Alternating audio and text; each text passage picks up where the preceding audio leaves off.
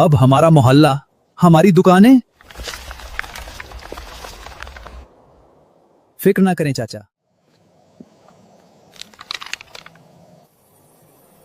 ये सिर्फ नक्शा नहीं, पुल है कल और आज के दरमियान।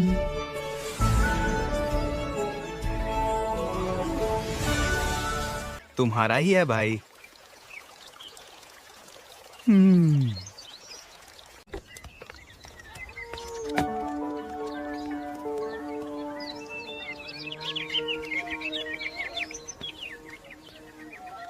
रेहान बेटा, पहली चाय नए खोखाई की, तुम्हारे नाम।